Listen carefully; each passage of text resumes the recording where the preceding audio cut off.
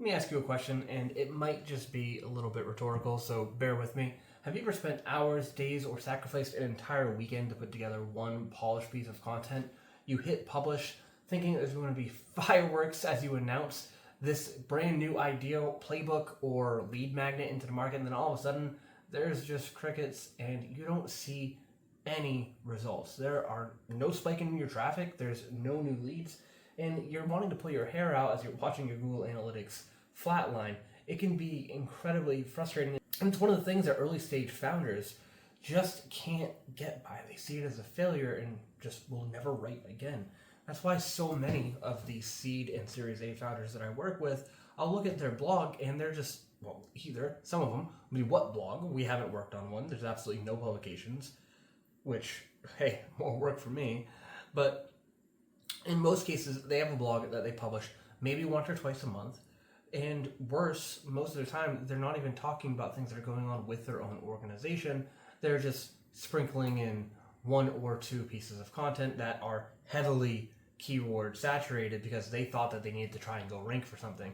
And you can see right through it. Truth is, most of the content that you're already making, if you're not, trying to commit any of these sins, really isn't all that bad. People want to hear from founders.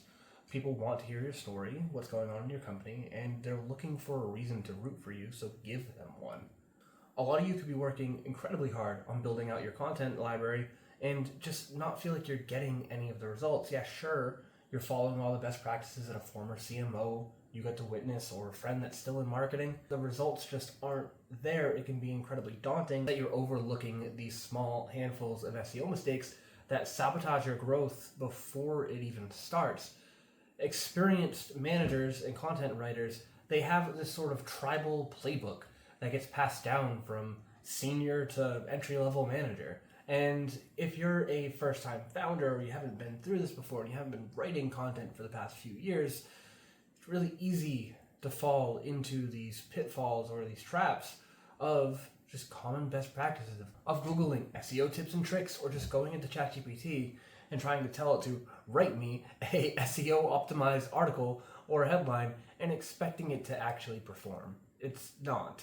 How's it going, everybody? This is Morgan, and today I'm going to break down the 3 biggest content and SEO mistakes that early stage founders make that quietly kill their growth. And I'm keenly focused on trying to help startup founders because every single startup that I've ever worked for has gone through massive layoffs that really just come down to not understanding the market, not understanding their ICP, or even the product that they're building. So all of the lessons that I'm trying to bring you here today on YouTube are really just geared towards managing your resources effectively, not going ahead and hiring 40 to 50 new employees because you just cut Series A, and instead building a strong content foundation so that way you never have to go through the pain of laying off 20% of your workforce every year.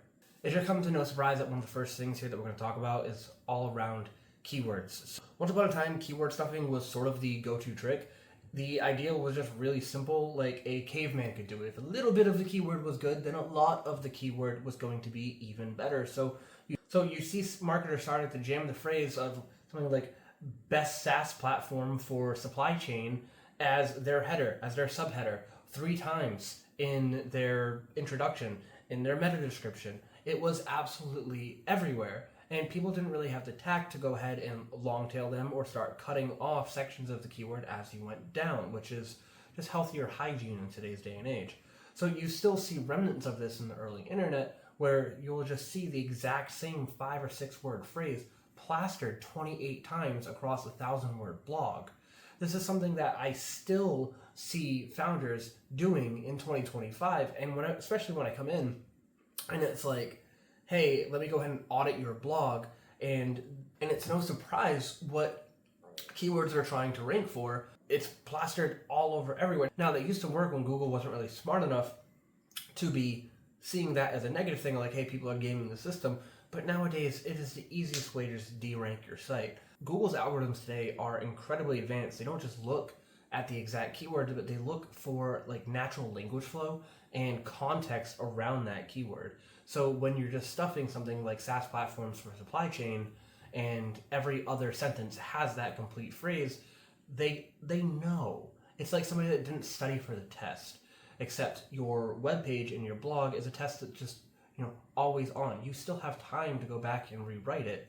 This is how Google is checking your authority and your knowledge about insert topic. What they're doing is they're looking for things like natural language flow, they're looking for synonyms, they're looking for content, they're looking for user intent. So they know at this point what they need to serve to their users depending on what other things that they're, Googling, like what's in their search history. They know that somebody that is searching all things that are bottom of funnel content with high purchasing decision, they're not going to go ahead and serve that person a top of the funnel asset. The more context that you can provide, the better to show Google that you actually know what you're talking about. It's fairly simple. So when they start seeing a keyword far too aggressively, then they don't see it as expertise, they see it as manipulation, and once they got you, it's really hard to gain their trust back. And for the users that do get through and start reading your content, it's sort of a double whammy. So not only are you upsetting the algorithmic gods of Google, but you're also kind of upsetting your reader, since nobody really wants to read robotic content, right? Like if it looks like it was written by ChatGPT, if it looks like it was written for machines and not for people, then they're just going to go bounce because it's not giving them an experience that is conducive with the way that they learn. That also tells Google, like, hey, this page isn't really helpful. You should probably not service it again. The quick sort of fix here is to focus on something called semantic SEO. So that's writing for humans first and for Google second. This means that you can use your main keyword strategy, obviously. Use it once in your title, once in your intro, once in your conclusion. Put it in your meta description, but after that, you should be using variations or synonyms, telling stories around it and crafting related concepts to do the heavy lifting, while you're only sprinkling your keyword in throughout the content. It doesn't have to be in every single header. It does not have to be in every intro within those subsections, right?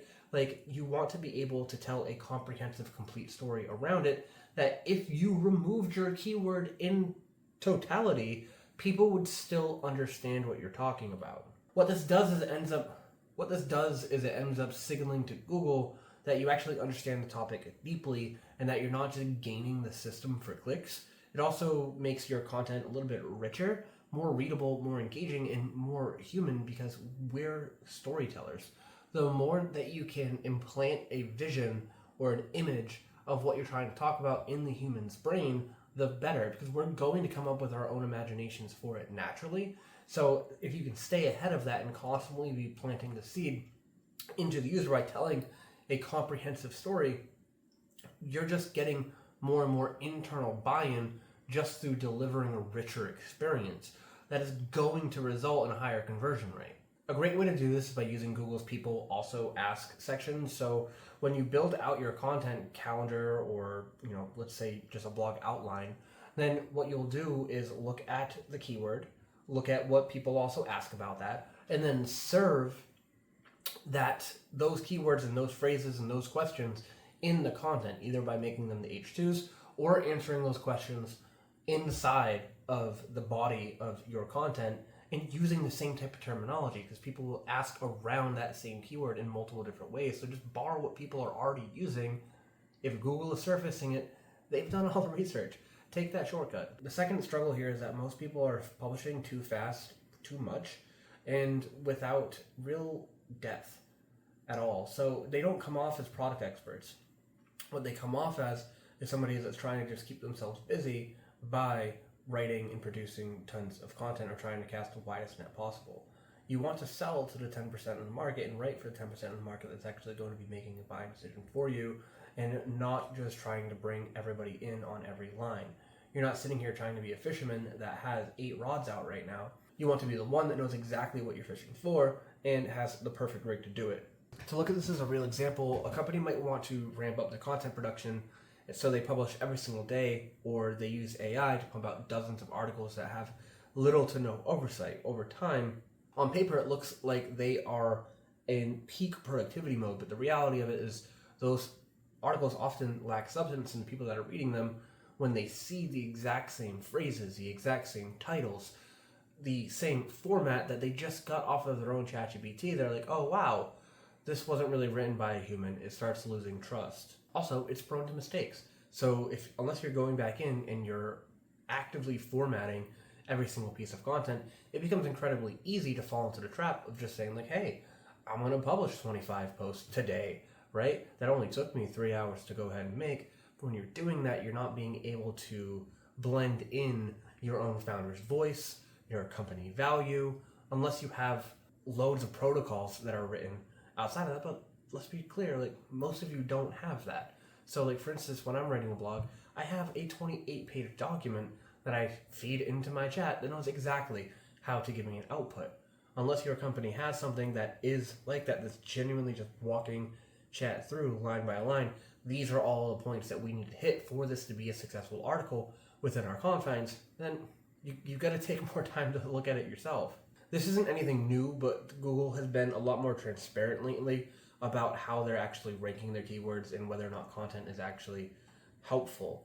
So they're using the EAT, so the EEAT, that's expertise, experience, authoritativeness, and trustworthiness. If your content doesn't demonstrate those qualities, and then they're out, the helpful content system will just identify it and push it down the results, and people aren't going to see anything that you have to say. It's just going to be deemed as spam. So you have to actually be intentional about what you're releasing to the public and why. Absolutely every piece of content has to have a purpose.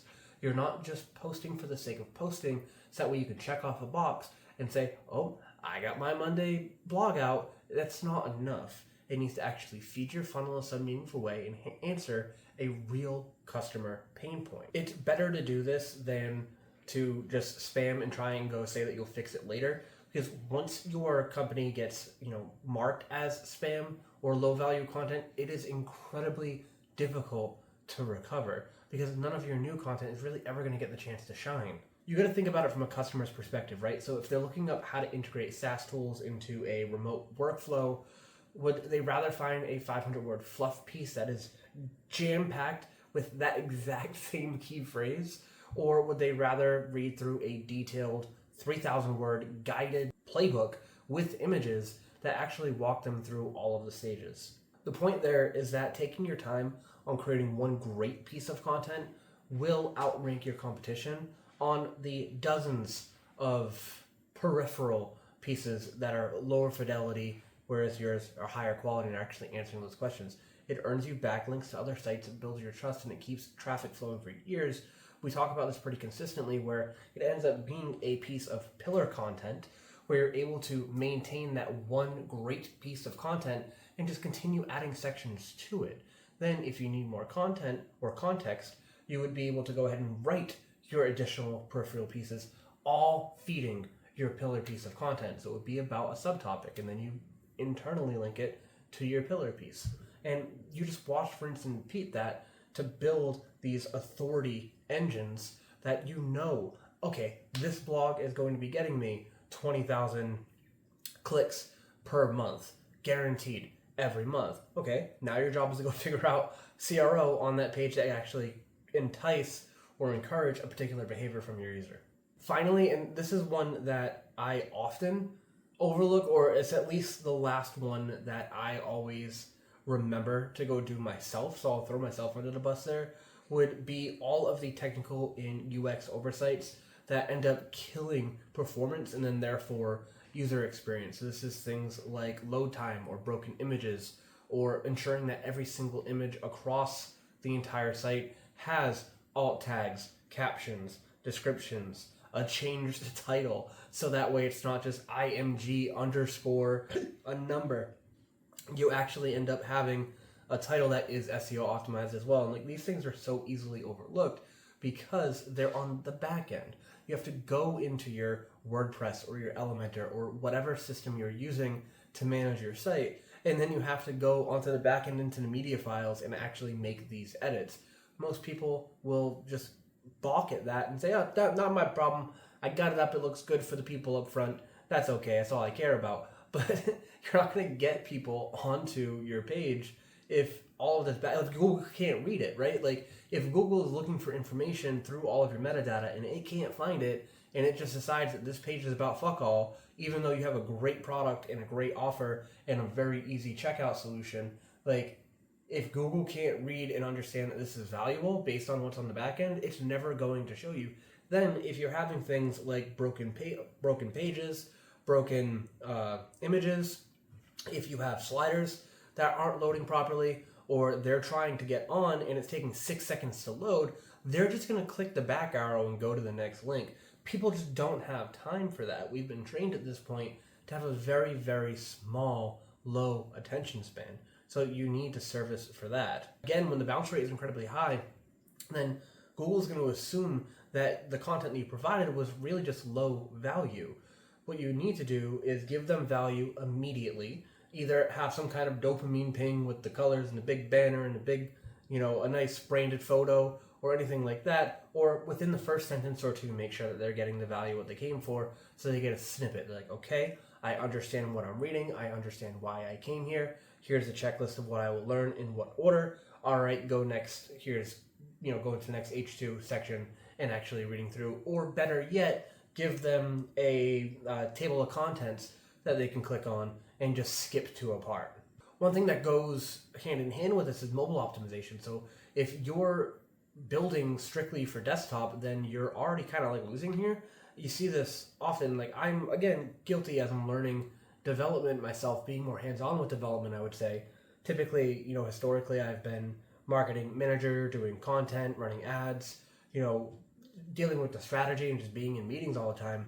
But the past year and a half to 2 years, I've really taken as many design projects on as I can with, the advent of Dippity and with Clover.ai, where I was able to build both of their sites. And in that, there's a lot of best practices or things that I always, I can forget sometimes. And it's like, oh, yeah, man, I went to go check out their website on mobile, and of course this banner's broken, or like it didn't size properly, or this button is a little bit funky because there's too much text in it. And like Elementor is notorious for this, where I could have a button that is 3 words and it looks great on tablet, on laptop, on a desktop, but then when you go to mobile, the words are too wide for the screen and it will go onto 2 layers. And having a 2-line button when the padding between the lines is several pixels, it just looks comical. And I caught myself several times building buttons like that and thinking that they were cool before I saw them on mobile, and I was like, oh crap, yeah, I forgot about that. So we're all victims to it. But more than 60% of your traffic in most cases is going to end up coming from phones. So a lot of developers, and this is kind of where I'm leaning towards, is a mobile first development ideology. So most of the time, before I even hit publish, I'm making sure I'm building it in mobile. Then I'm like, okay, barely anybody's on tablet. I still gotta fix it for them, but that's the last of my list. I'll do mobile first, and then I'll do desktop, and then laptop and tablet often have a similar screen size. This is important because Google is now ranking your site based off its mobile experience first, because let's face this, where most of the people are coming from. If your site looks great on desktop but breaks on mobile, then you're pretty much just invisible, and people are going to be bouncing more often because of a broken site experience. So the fixes are pretty straightforward. You want to use something like a Google PageSpeed Insights to audit your performance, and then just go fix whatever it highlights. Compress your images whenever possible. And that alone saved 5 seconds of loading time on the homepage because it was very slider and image heavy. We ended up seeing that in a month we had hit 5,000-ish, give or take, people that had come onto the site and then bounced because the page was taking way too long to load. And we fixed that. That dropped down to in the low single hundreds, 170 something of people that bounced. It was mostly just people were getting on, it was loading forever, and then it was like, oh, we want to go do anything else. This isn't entertaining.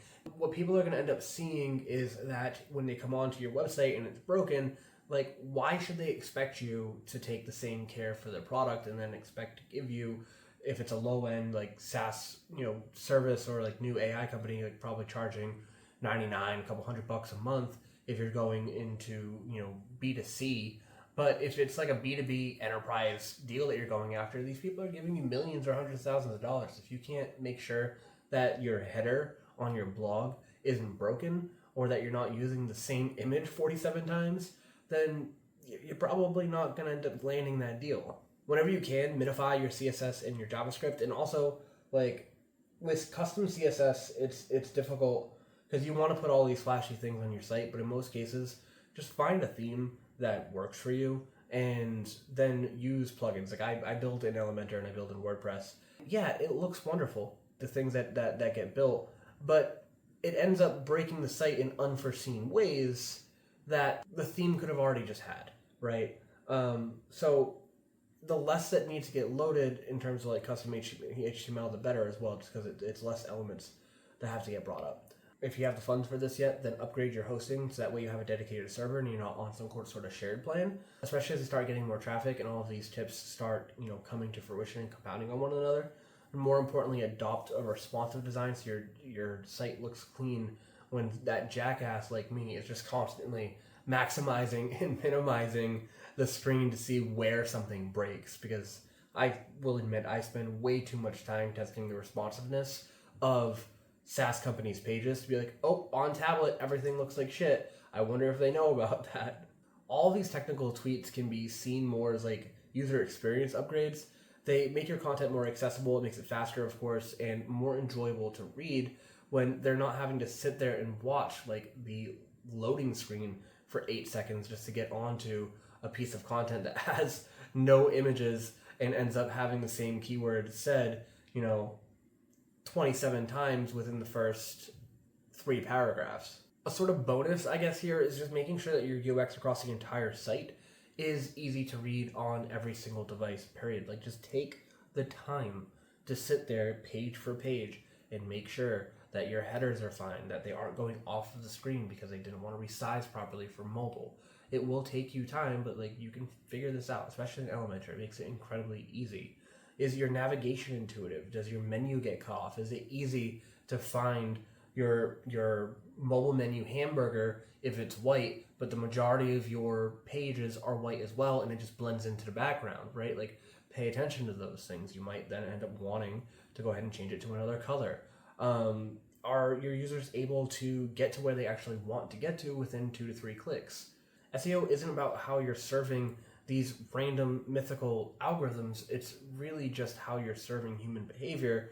And if you get that right, like, hey, I don't want to waste this person's time, and you're actually delivering real value early on and making it as easy as possible for them to navigate your site, then you're going to get rewarded for that.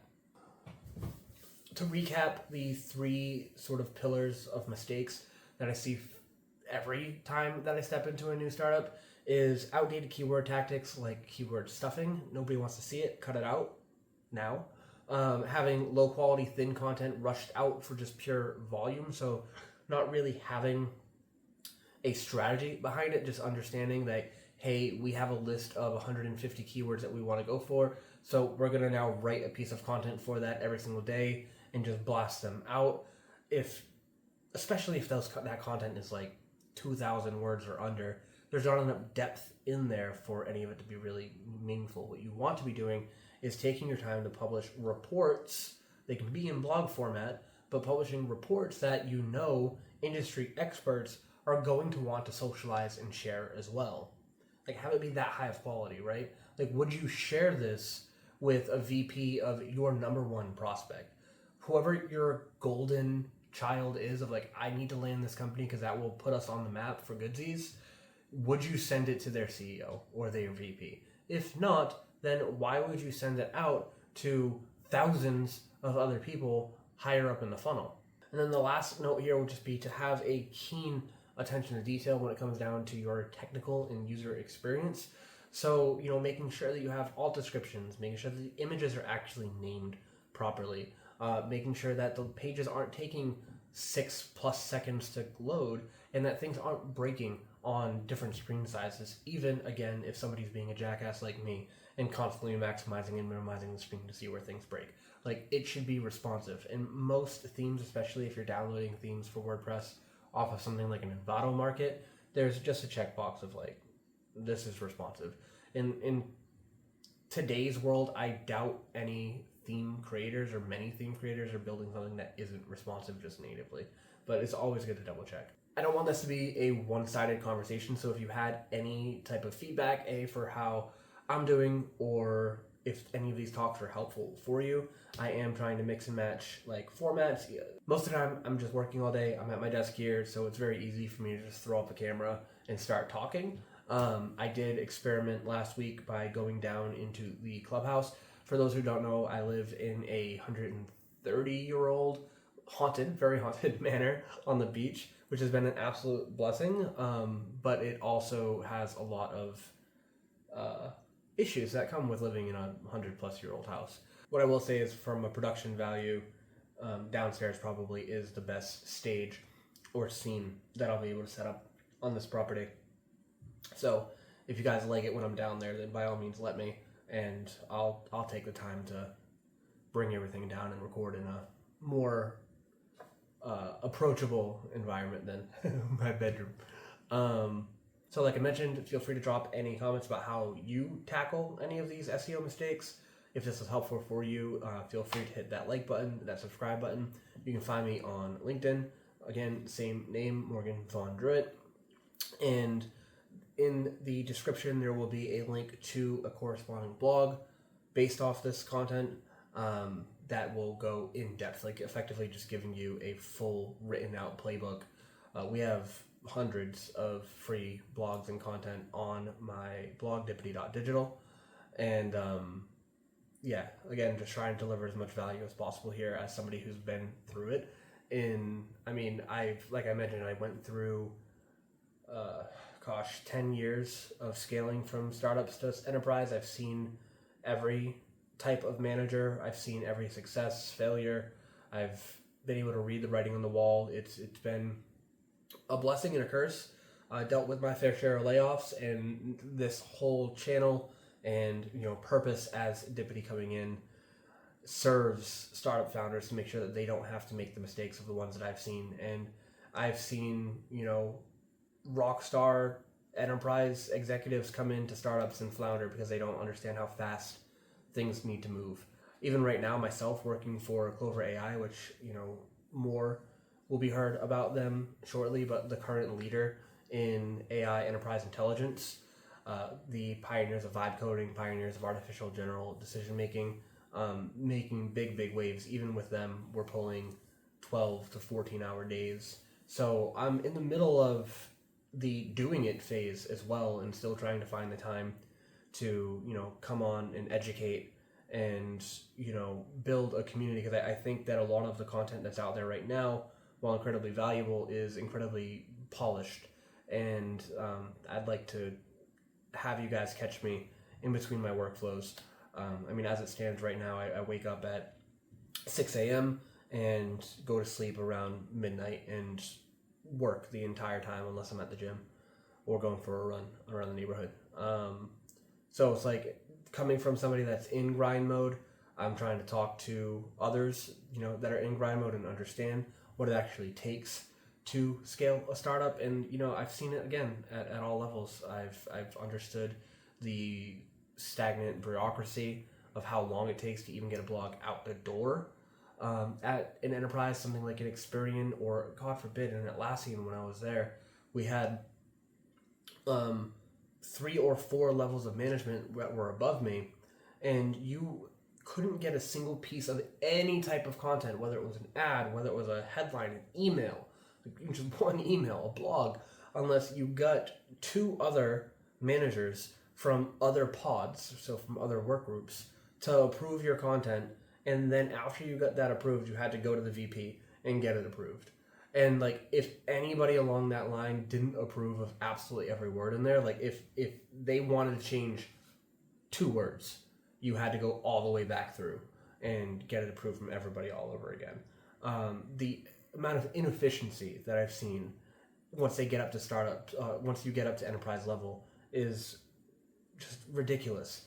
And it's always sad to me to look at the prolific startups of the past, grow into these behemoths that are sort of gate-kept by their own, stockholders, or they have so many layers of management at this point that they just can't move more than a couple of degrees a year, directionally, just broad shifts.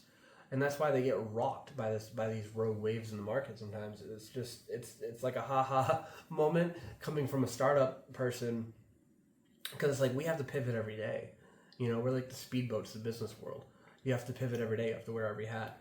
And the easiest lever that I've always been able to pull coming to any company, no matter where they were, was content. You know, not every company is going to have a $30,000 a month ad spend budget, or hundreds of thousands of dollars, or millions, right? Depending on like where they're at. Like when I was at Experian, we were spending something like $140K a month on ads on a department that was dying, and like they ended up laying off 38 people when I was there. So it's like, okay, why are you running ads for this product line that you're moonlighting anyway? What you need to be building is content, because it's evergreen. It's always going to be serving you. It's not just when you're running the ad. The content is always there, and then you can always tweak the content accordingly, and that's valuable. The same strategies that are going to be working for similar strategies that are going to be working for a seed round startup will also work for a major enterprise. The difference is an enterprise is just going to have scale behind them, so they're going to be able to do it for cheaper. They're going to be able to do it more frequently, and they already have the authority and the domain authority, I would say. Just a little bit of context. But yeah, feel free to like, comment, subscribe, all that good stuff. I enjoy these chats. It's a good way for me to get, I would say, off of my screen, but my head out of other more technical work. And we'll be good to go. I will put a couple of videos up over here along my head, and feel free to give those a watch, and we will catch up in the comments. Adios.